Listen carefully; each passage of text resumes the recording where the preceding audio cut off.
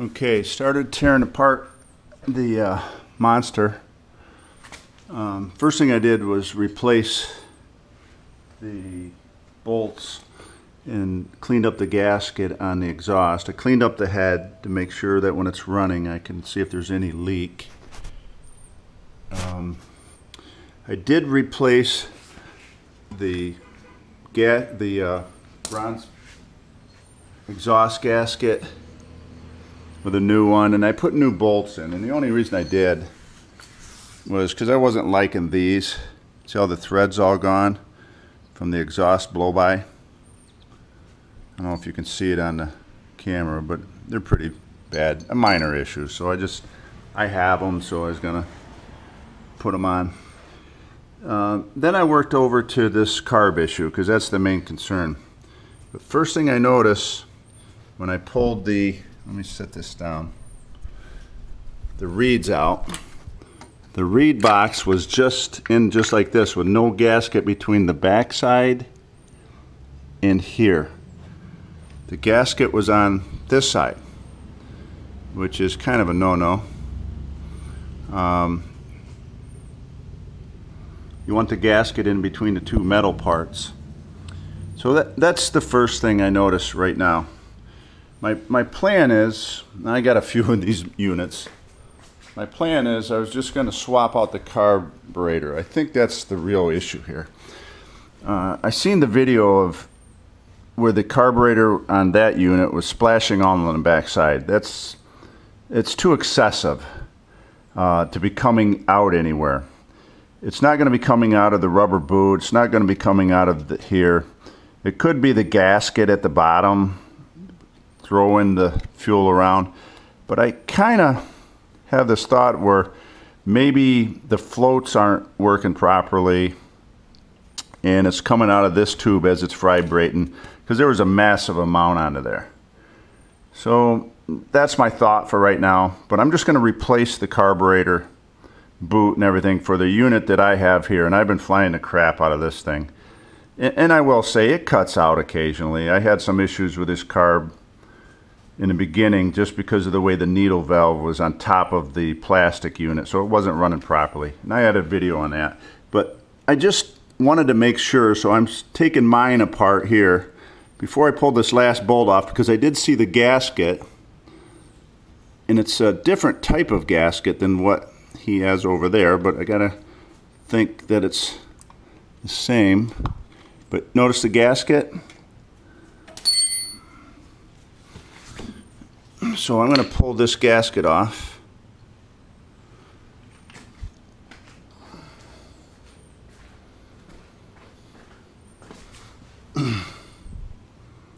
And he had the gasket on the boot side. The boot side on the normal units don't have a gasket because of this configuration. There's like these two raised portion of this rubber mount that goes onto the face here, onto the reed box. Just like that. So the gasket goes on the back side. So that's just something that I just found. It's getting kind of late. Just goofing around with it a little bit, just trying to figure out what's going on. But my plan's going to be is to just replace this whole thing with my carburetor and put the props on that I have. It wasn't set with the props or the proper bolts. I have the old style hub, so my bolts are long. I'd love to fly it, but I'm a foot launcher. So he took off all the brackets. I just don't want to deal with that. Maybe I'll bring it down and let Kurt put it on a fly pod and try it out for a while. But that's just a little something that the first thing I wanted to just take a video of. No big deal, but let's see if we can get this thing running for you. I want you in the sky. So another thing I'm noticing while I'm working on this, I'm not too sure if it matters or not, but it looks like this material here that holds this wire in that comes from up at the stator just seems a little loose in there, like the material around it's not secure. I'll try to take a better video when it's a little bit lighter outside. I don't think that'll cause any momentary issues, but it's just a concern. It's just the material around side of here where this goes in. It's probably okay, but... Okay, the next thing I want to show is the spark plug resistor boot, whatever you want to call it. I'm a fanatic about this. I fly a lot, and I notice this is what happens. We get arcing. I don't know if this can show it. I might need to get it out in the sun a little bit more, but the head of the spark plug where the boot grips onto, it arcs out. And I get a lot of motor sputtering from that, especially when the motor gets running for a while and gets hot. So I always keep extras. And whenever I see them just getting a little bit like this one, I change them out. Whenever I find an old spark plug laying around somebody's garage, I take the ends off and I try to keep them. These are for Simonides, but it's just something that I do all the time. And then when I go to the store, I try to buy a few of these and replace them as much as I can, because it gets this little black soot inside, and then I have this feeling like that's where some of the sputtering comes from when I go up to RPM. I could be wrong, but it's just a little thing that I do. I went over to my buddy Dom's and just picked this one up because I ran out and replaced it. Now, what I do, it might seem stupid, but I go get a little hand soap and I put it on the end, and it helps it so that you know it slides into the boot right when you're twisting it on. It's just a little helpful hint, or else you really can't feel it because of the gripping of it when you're spinning it on and screwing it into the screw. The other thing I wanted to show, now that it's the next day, getting ready to start it up, because I put the Reed stuff on, I put a slightly used vacuum hose on, put my Bing on that has the 155 jets in. The one on the carb that I took off was 160. I just have a feeling 155 works better in this humidity. But this is what I was talking about. I don't know if it'll show, but on the right here, it looks like it's a little loose into where it's into this material. It might not be an issue, but that's a concern. The other big concern that I have is right here. Right where the wire comes out of the stator and goes into here for the kill switch and for the coil and everything else. This switch right here, on the fly-in on the last weekend on a brand new Monster unit, because of the vibration of the motor and where they attach it to the frame, it had a stress crack and it broke off. And the guy had a motor out. Luckily, like we should always do, we should always fly with a field below us so that if the motor shuts out, I mean, it happens to me all the time. So we found the issue and fixed it. I would suggest on this one, cutting this back a little bit more, putting a splice in there and getting more of a bend into there with a flexible style stuff. A lot of people choose rigid wire. Get this flexible stuff. I don't know what it's called, but it takes the vibration a little bit better, because that, I think, will break over time. Just a suggestion for safety. So I'm going to start it up, figure out what's happening. I truly think that with your carburetor and the possible problem with the gasket, it was either blowing back into the bowl or else the float lever is not set right. And I have a feeling it was overflowing into this tube. That's what's getting the gas all over the back of your exhaust. There's no way that fuel is getting blown back through here, and ending up on your exhaust like that, unless it's coming through this boot here. I have a hard time believing that. I'm thinking it's overflowing. This is shaking the fuel out, and it's going right into the backside of the exhaust. So let's see what we can do. So getting ready to take off the flywheel off of this unit. Somebody had said that if it's missing a little bit, which it is at the higher RPMs, it's running and it's just going like ding, ding, ding, ding, ding, that these really don't have a timing, that it might have sheared the key a little bit if he had a prop strike. So I'm just checking it, gonna pull it off. I suspect we have either a coil problem or right here, a little problem here with a wire breakage. So first things first, just check and pull this. So we had already taken off this by shoving in a special plug that I have. Matter of fact, I'll pull it out here if I can show you. A lot of people shove rope inside of there, inside of the cylinder head. All I do is I take a plug, turn down a piece of steel on a lathe and shove it in there, and it stops the piston. If this looks good, the next thing I'm going to do is take the cylinder head off. Just make sure that the rings are, one of them isn't seized inside the ring or inside the piston itself. So let's see how this works with a puller. Okay, the Woodruff key looks to be fine. The only thing I thought that was a little strange on the flywheel, I don't know if this will show it, it looks like there's two cuts for the Woodruff key, like somebody made a mistake and started so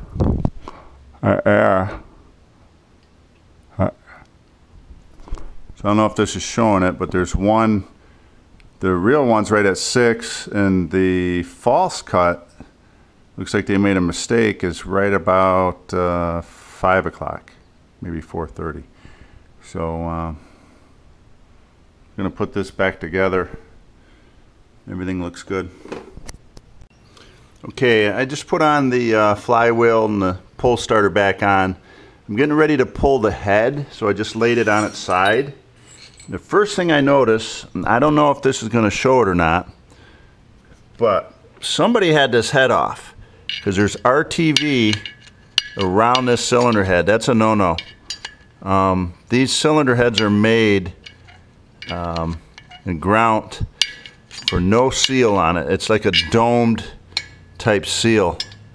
So he had put RTV on it. Somebody did. And let me see if I can dig it off here. I wanted to get a video of this before I tore it apart just to prove it. So just got done taking this head off, and I could see somebody had this apart. These cylinder heads are domed. So somebody had this apart and put silicone on it, thought they were doing the right thing. It's probably a two-stroke engine guy who works on motorcycles. So these are a little bit different animals. So, problem number one. So I really didn't anticipate going this far, but I don't want to keep farting around with this thing, so I took it right off of the frame, and I'm going to bring the cylinder head in and ultrasonic clean it, and the cylinder itself, and give it a nice ultrasonic cleaning. I just want to get rid of this RTV, because what's really weird here is we got what I would consider blow-by right here. All this carbon buildup only on one side, so it's telling me that the head wasn't on right. I'm not guaranteeing anything, because if somebody sanded this head, it's done. You can't even really Scotch-Brite it. I mean, some really light Scotch-Brite. It's actually it's ground with a dome on it so that it seals properly. There's no gasket required. If you sand it, it's done.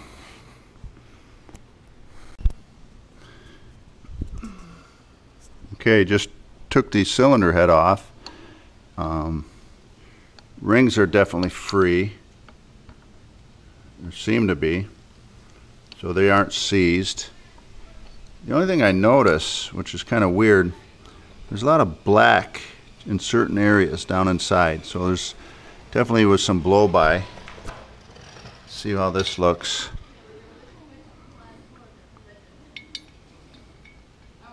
Everything's looking good. Or take it in and ultrasonic clean it.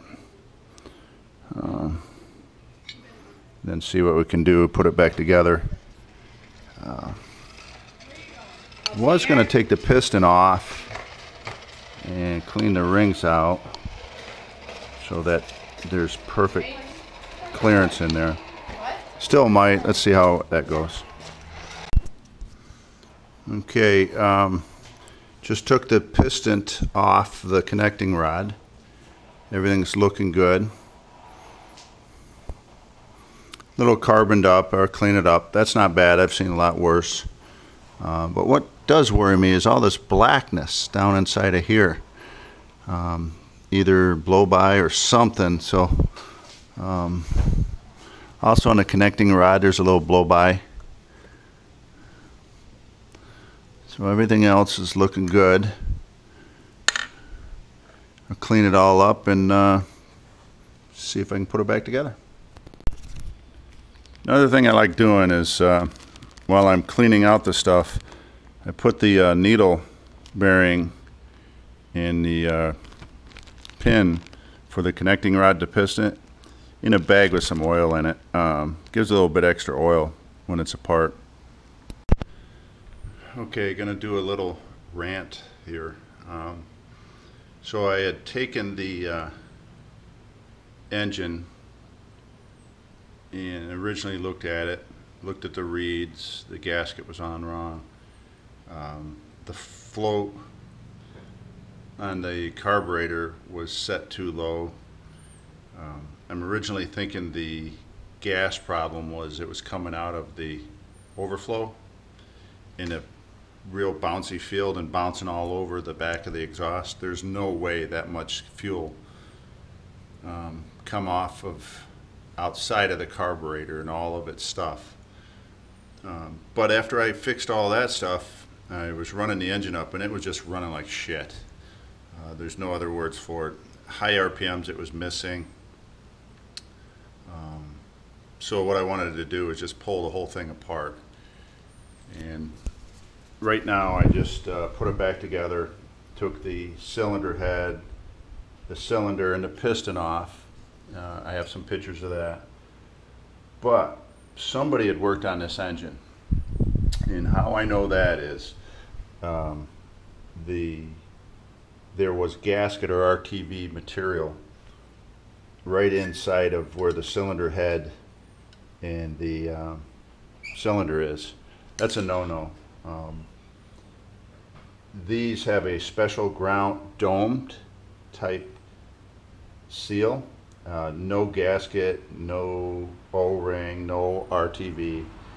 And if you take this head off, or this cylinder head, and like most two-stroke motorcycle guys, they sandpaper it and they sand it flat, trying to get rid of the burrs. If you do that, that's a no-no.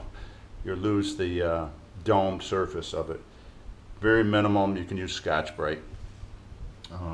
So I am worried about that a little bit. It didn't look like somebody had done that. Still looked like there were some turning marks into the cylinder. The head looked good after I ultrasonic cleaned it. There was a lot of blow by on the piston rings.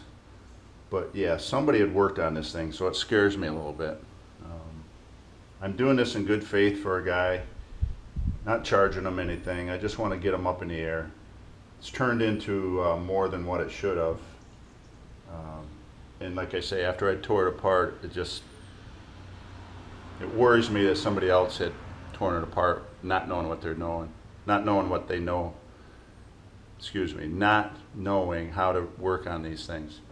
Most guys that work on motorcycles think they can work on these, and there's some unique differences to these engines. And you don't know that unless you tear them apart all the time. This is the first Hurth F33 that I've torn apart this far. They just don't go bad on me. I do it with Simos all the time. but the Hurst, they just run forever. There's really no timing on them. They just run. So let me put this one back together. There was just a little rant because I'm just not happy. The person said that nobody worked on it, but somebody did. And there's a lot of little things that I've fixed with this thing. So let me get it back together, see if it starts running. But I am still worried about the coil and the stator wire. The stator wire right here has a pretty good bend in it. And the coil wire's loose right here. I do have another coil, but it's not the same kind. Let me see if I can grab it here.